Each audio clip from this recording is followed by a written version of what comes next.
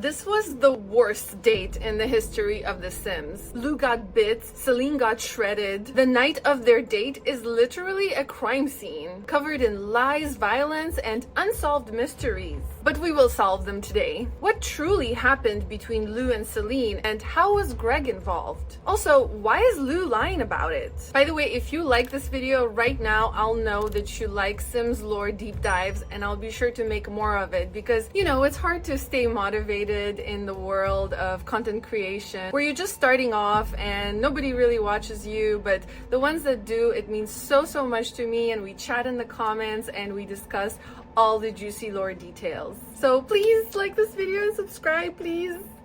Did you do it?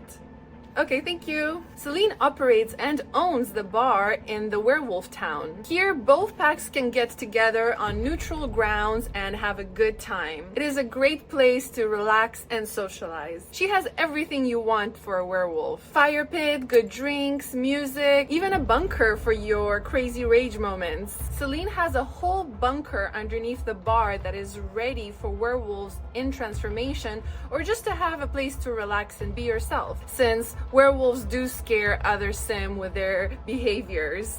Even Celine herself can't enter the bunker. The door is too heavy for her. Only werewolves can open this door. Celine is a geek, but what she geeks out on is not video games or romance novels. Well, actually, she does love romance novels, but only if they're about werewolves. She loves researching about anything werewolf related. There is even an item in the game of torn up photos of vampires, and it is in the description that Celine found these paintings and she wonders what could have upset the werewolves so much that they decided to tear up these paintings. But Celine herself is not a werewolf, she is a human right now, and she did have a little situation that turned her into a werewolf, but she did regret that. She actually has no interest in becoming a werewolf. So why did she open the bar in a town full of werewolves? It's not that I've always wanted to run a bar per se, but opening the Grimtooth Bar felt like a great way for me to be part of this town, get close with the locals,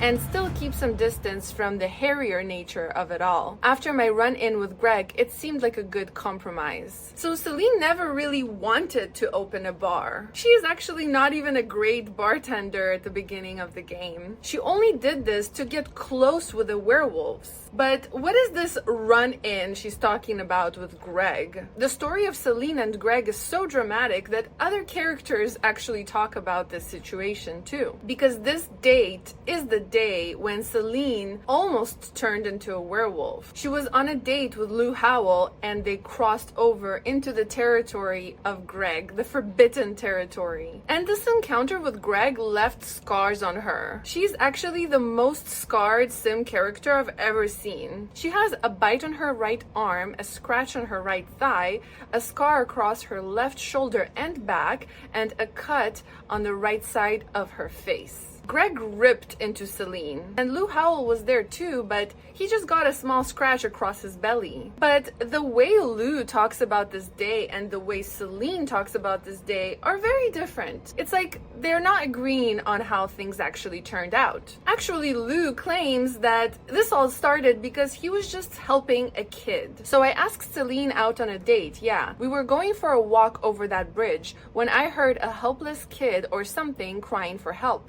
I'm a pretty nice guy, so I was like, hey Celine, we gotta go help the kid. We braved going past those signs and all that, and we ran into Greg. Well, I had to try and protect Celine. She was pretty scared, so I ran up to him and suggested Greg leave us alone. No taunting or anything, just a stern suggestion. He didn't take kindly to that, and well, here we are. That's the truth of it all. So why does Lou feel the need to get so defensive about it, especially at the end? Like, oh yeah, that's the truth. And the word truth is actually written in italic letters compared to the rest of the text. And him saying, oh, I didn't taunt Greg or anything like that, just a stern suggestion. I mean, He's getting pretty defensive about it. It's almost screaming that he's lying. So maybe Lou isn't telling the truth? Oh, the guy who steals from people's houses and has a stealing addiction doesn't say the truth? What a surprise. But Lou does actually say something very interesting when he talks about this subject again. He feels the need to apologize. So what for? Yeah, okay, I'll admit that I feel kind of bad about what happened to Seline. I know she was pretty traumatized by it all. Well, we were both pretty scared. I don't know. I don't think I want to talk about it, even with you. Very suspicious indeed. If Lou was really saving a child, why is he feeling bad? Wouldn't he feel like he needs to talk about the child he was saving a bit more? Like, who was that kid? And wouldn't he be some kind of town hero for that? And Seline would just be a bystander who maybe got scratched in the process, yes, but they would both be talking about it with a little bit more, I don't know, pride, like they did something good, but instead they both actually don't really want to talk about it much. Well, this is Celine's version of events. Going on that midnight walk in the woods with Lou started off romantic, but when we saw Greg's warning signs, I wanted to turn back. Of course, he just had to show off instead. It didn't turn out great for either one of us. I still don't like thinking about that night. So when Seline tells this story, she doesn't mention any kid or anybody they were helping. She just says that they went beyond the signs and that Lou felt the need to show off. And Seline does say that as soon as they saw Greg's warning signs, she wanted to back off, and that Lou was the one who decided to interact with Greg instead. But this version is still a lie and still doesn't make sense. We know that their date was at night, it was midnight, and it was the full moon, because the full moon is seen as a super romantic time to go on a date. And what happens if you provoke a werewolf under the full moon, specifically Greg? He will fight you, but he will also end up cursing you with a werewolf disease. And both Lou and Seline got bit and got the Werebies, which is the rabies but for werewolves, so Werebies. And the only way to get Werebies like this is from provoking Greg on a full moon. So that means that Seline wasn't just an innocent bystander. And Greg, as dangerous as he is, he doesn't do things for no reason. He doesn't turn sim randomly unless provoked. There is no record of him intimidating children just for fun, and judging by the scars left on Celine's body, she definitely had something to do with the situation. She wasn't just standing from afar. Even Lily heard about this date fiasco, and she has some opinions about it too, but she does blame Lou more. Maybe because Lou has a bad reputation as a thief, so people will probably blame him first. She says, I heard about that fateful date Lou and Seline went on. What a silly man. Everyone knows Greg is dangerous. To provoke him was just foolhardy. It must have been traumatizing for poor Seline. No wonder she took the remedy. I mean, Seline is well liked in the werewolf community, so it would make sense that Lily would take her side of the story. However, I do believe that both Lou and Seline are majorly lying about what happened, because Seline has a huge interest for werewolves, and she doesn't hide that at all. It would make complete sense that she actually wanted to investigate further the signs for Greg and understand what all of this is about. Seline wants to know everything there is to know about the werewolf world, so why wouldn't she target Greg as well? But Lily's statement is further proof that there was no child protection involved in this date. This was just a silly provocation from Lou and Seline. But when Lou got bit, he decided that it's not a big deal and that he's just going to let things happen as they are. And honestly, I do have suspicion that Lou actually did this on purpose because he wanted to turn into a werewolf, and he's acting like, oh, I didn't know what's gonna happen, so I just let things be. But in fact, it's not hard to find out what will happen, because that's exactly what Seline did. She went straight to Christopher and asked him about the remedy and about what's going to happen to her, and he let her know that yes, she will turn into a werewolf, and if she doesn't drink the remedy now, she will turn and she will have to look for the cure. So Lou says he has no idea what would have happened, and that's just not true, because Seline went straight to Christopher and found out that yes, she has Werebies and that there is a remedy for it, which Christopher taught her how to make. And now she's the only one in town that will actually give it to you if you need it. Even Christopher will not do that for you. I know the remedy for Werebies, but I don't know the cure for lycanthropy. Lycanthropy is the werewolf disease itself. There's a difference. Christopher taught me that Werebies is much easier to undo. I've heard hints that a cure is out there, and it uses the rare moon petal flower plus other secret ingredients. I bet someone wrote it down in a book somewhere. Christopher gives Seline the cure to Werebies, and now if you visit her at the bar and you have Werebies, meaning that you just got bit by a wolf but you haven't turned yet, she will actually give you this cure. And this is a service that nobody else provides in the sim, not even Christopher himself. So he must really like Seline to give it to her. So Seline had no interest in turning into a werewolf. She actually says that the reason she didn't want to turn is because she was so afraid of seeing someone like Greg, someone who is completely at the mercy of the moon and has no control over it. And she decided that she just wants to be close to werewolves, but not actually a werewolf. Why move to Moonwood Mill? I'm not sure if you can tell, but I've been obsessed with werewolves ever since I was a kid, and I figured out that there were werewolves actually living here. I wouldn't want to go back to my life before Moonwood Mill.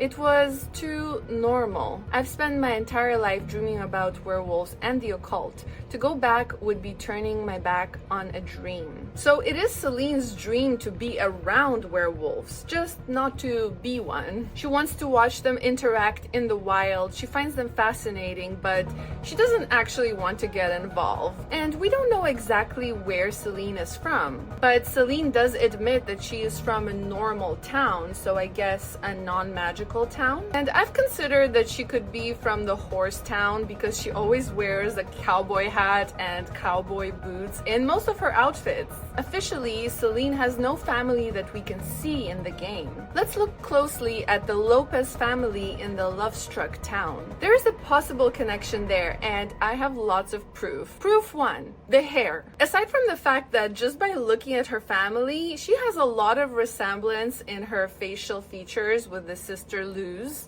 I mean, her eyes, her nose, her lips, they even have similar glasses. The physical similarities are there. But why the hair is specifically interesting is because Seline admits to dyeing her own hair on a regular basis, and here with her possible sister, we see a character that has green hair, which is very unusual for The Sims. When I was a kid, I had ridiculously long hair. As a teen, I really went wild experimenting with it. I've had perms, highlights, lowlights. I got really good at dyeing hair. Sometimes I try and talk the werewolves in town into letting me dye their fur. It's a very different texture, but I've become an expert at the art. Honestly, the hard part is getting them to stay still. So Seline admits to regularly dyeing her own hair and being good at it and having a lot of practice. So it wouldn't be completely far-fetched to imagine that she had a sister that she could experiment on. Proof 2, tattoos. Seline has star tattoos across her back, and her possible sister Luz has pajama pants with stars in them. Now, I know you might think, Simvic, this is a little bit too far, but I don't think so, because Seline has a lot of star type of elements in her outfits. She even wears galaxy leggings, and the fact that her sister might have similar interest in space makes a lot of sense, because the wolves are connected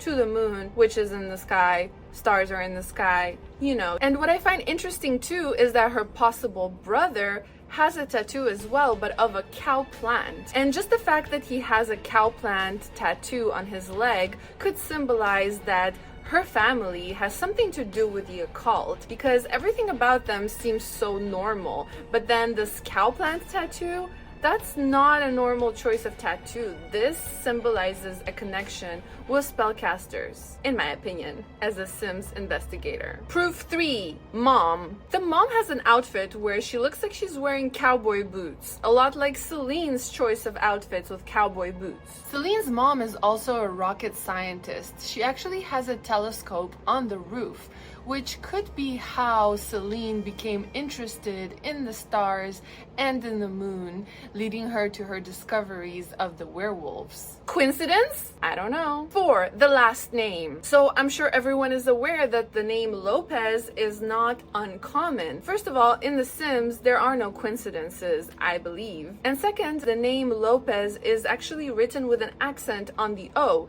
and Seline writes her last name exactly the same. There are other Lopez's in the Sims world, but they don't have this level of precise accent spelling like Seline does. So this really makes me think that this is not a coincidence. And 5, the town. Her possible family lives in the Lovestruck town. This town is known for its romance, love, and everything involving coupling up. And Seline is a love fanatic. She's obsessed with love, she's obsessed with romances and romance novels. My favorite book genre is romance, and my favorite books are always about werewolves. So obviously my 2 favorite books are The Wolf Next Door and Pax and Prejudice. And between you and me, I've met the author. Celine's favorite book is The Wolf Next Door. Yes, it's that steamy werewolf neighbor novel about a hot werewolf neighbor who came to town and is mowing the lawn without a shirt. And her other favorite book is Pax and Prejudice,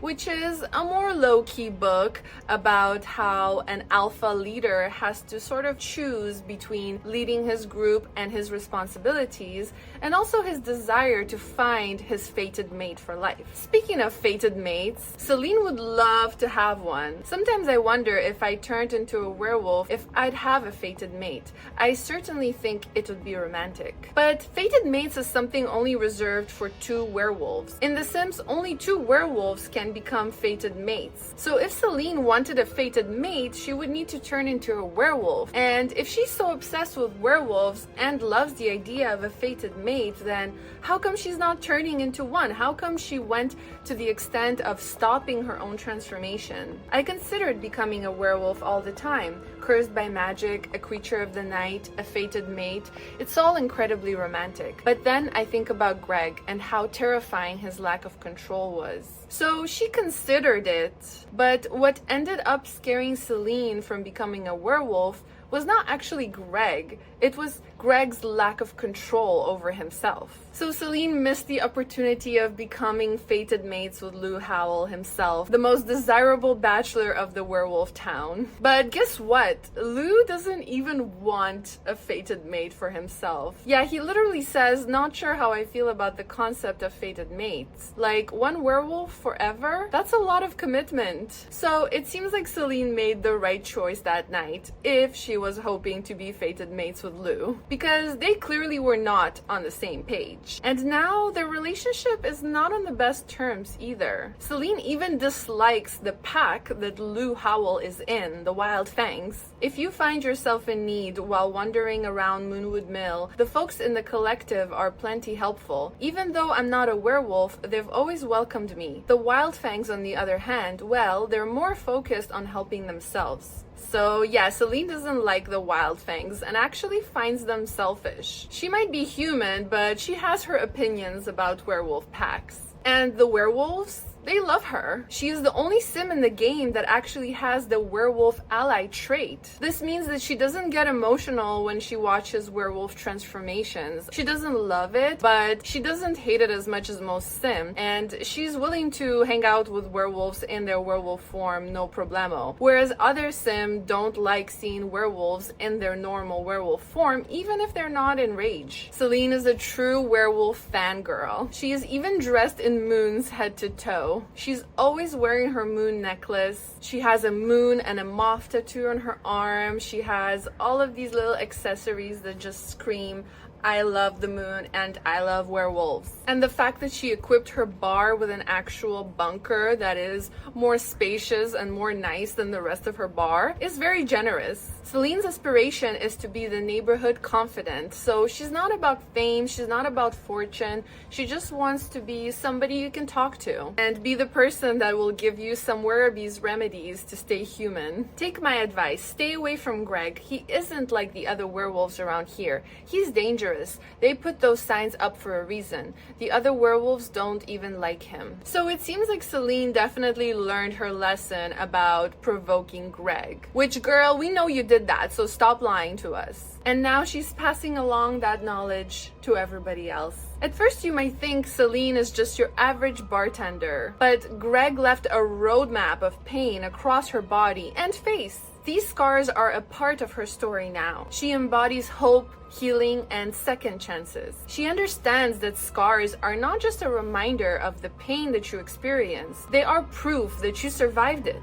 And remember that one like for this video equals one fated mate for Celine. And please subscribe for more juicy lore.